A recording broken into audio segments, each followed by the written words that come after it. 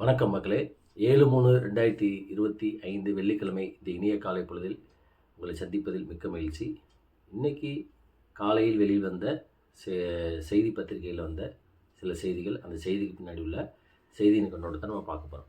முதல் செய்தியாக அமைச்சர் செந்தில் பாலாஜி மற்றும் எம்பி ஜெகத் ரட்சகன் இவங்களுடைய சொந்தமான இடங்கள்லாம் அமலாக்கத்துறையினர், அதாவது பண பரிவர்த்தனை, பிளாக் மணி ஆக்டு, ஃபெரா ஆக்டு, இதிலெல்லாம் நிறைய டிரான்சாக்ஷன் மோசடி நடந்ததாகவும், இந்த மோசடியை விசாரிப்பதற்காக அந்த இடி நடந்ததை அவங்க சோதனை நடத்துகிறதா செய்தி பார்க்க முடியுது. எங்கெல்லாம் நடந்திருக்கு அப்படின்னா, சென்னையில் பல இடங்களில், டி நகர் அந்த மாதிரி பகுதிகளில், குறிப்பாக தமிழ்நாடு வாணிப கழகம் என்று அழைக்கக்கூடிய டாஸ்மாகோட தலைமை அலுவலகத்தில் சென்னையில் நடந்திருக்கு. இதே மாதிரி கரூர், விழுப்புரம், இங்கெல்லாம் கூட அமைச்சர் செந்தில் பாலாஜிக்கு சொந்தமான இடங்கள்லையும் அமலாக்கத்துறையினர் சோதனை.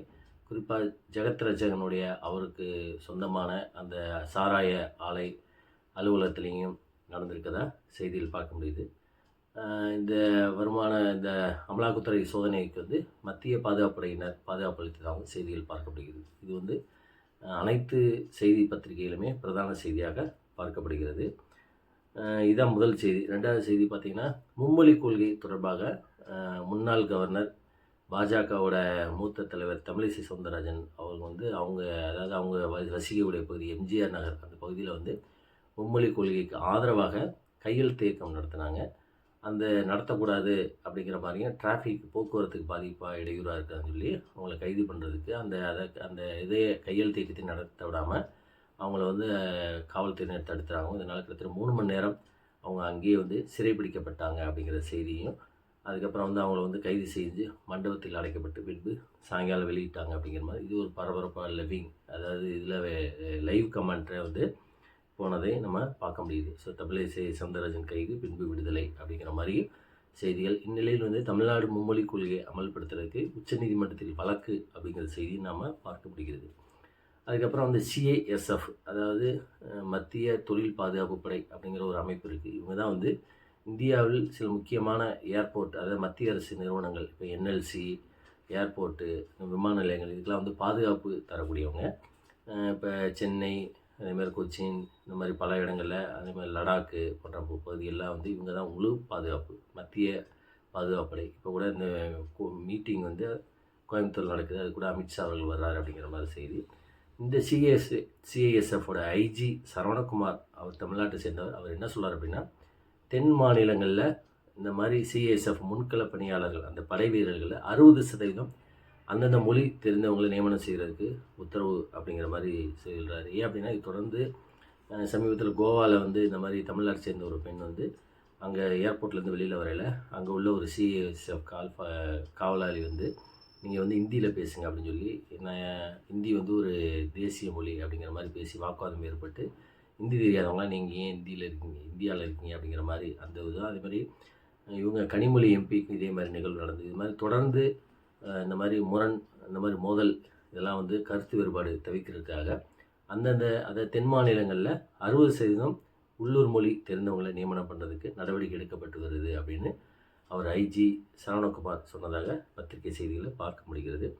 அதுக்கப்புறம் திருப்பதியில் அந்த அன்னதானம் வழங்குறாங்க. கிட்டத்தட்ட 1984 கிட்டத்தட்ட ஒரு நாளைக்கு 2 லட்சம் 3 லட்சம் பக்தர்கள் அங்கே சாப்பிட்றதாக நமக்கு செய்திகள் வந்துருக்கு. அதே மாதிரி அந்த இதில் என்ன ஒரு சிறப்பு அம்சம்னா, மசால் வடை நேற்றுலேருந்து கொடுக்குறது, அதாவது சாப்பாடோட மசால் வடை தரதா அந்த செய்தி. அது ஒரு பரிச்சார்த்த முறையில் அவர் சந்திரபாபு நாயுடு வந்ததுக்கப்புறமே நிறைய மாற்றங்கள் அங்கே திருப்பதி தேவஸ்தானம் அந்த போர்டில் மாற்றங்கள் கொண்டு வந்தாங்க. அதில் இப்போ மசால் வடை தரதுக்கான ஏற்பாடு நடந்து அது நேற்றுக்கு அமல்படுத்தப்பட்டது அப்படிங்கிற செய்தியையும் நம்ம பார்க்க முடிகிறது.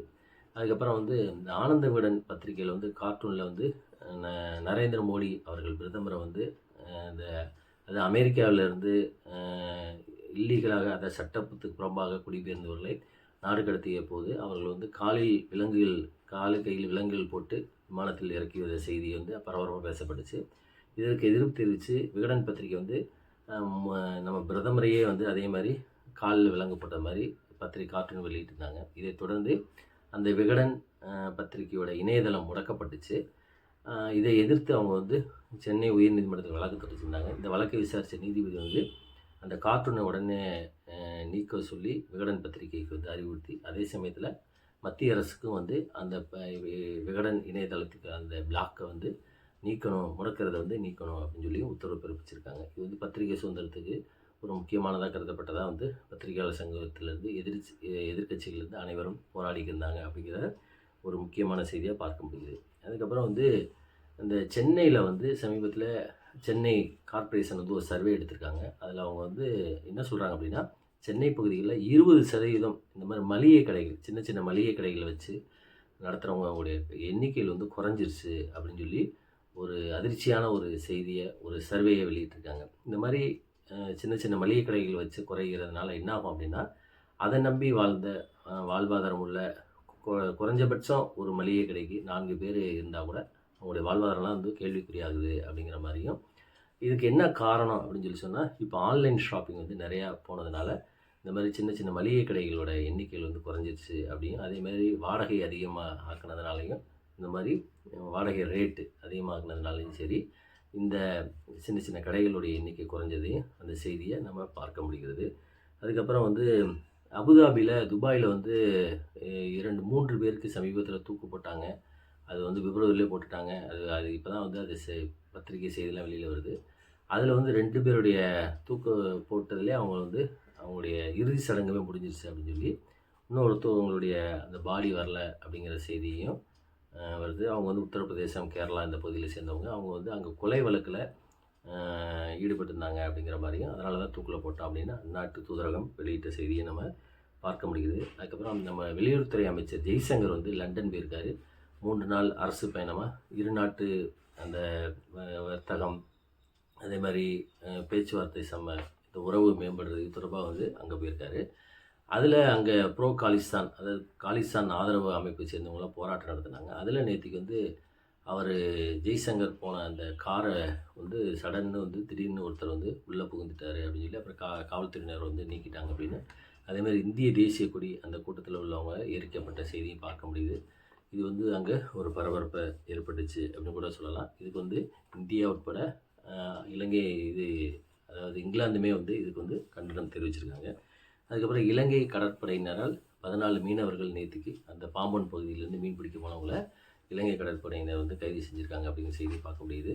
இந்த மாதிரி தொடர்ந்து இலங்கை கடற்படையினரால் இந்திய மீனவர்கள் தமிழ்நாட்டிலேருந்து அந்த ராமேஸ்வரம் அந்த பகுதியிலேருந்து கடத்தப்படுறது தொடர்கதையாக இருக்குது. இதுக்கு வந்து ஒரு நிரந்தர தீர்வு காணணும் அப்படின்னு சொல்லி மீனவர்கள் தொடர்ந்து போராடிக்கிருக்காங்க. இந்த மாதிரி செய்திகளும் அதே மாதிரி இந்த பீச்சுக்கும் எக்மோருக்கும் அந்த 4வது அந்த ரூட்டு, எலக்ட்ரிக் ரூட், அந்த பாதை அது வந்து சரியாக இதாகிடுச்சு. நேற்றுக்கு வந்து இது முடிச்சிட்டாங்க.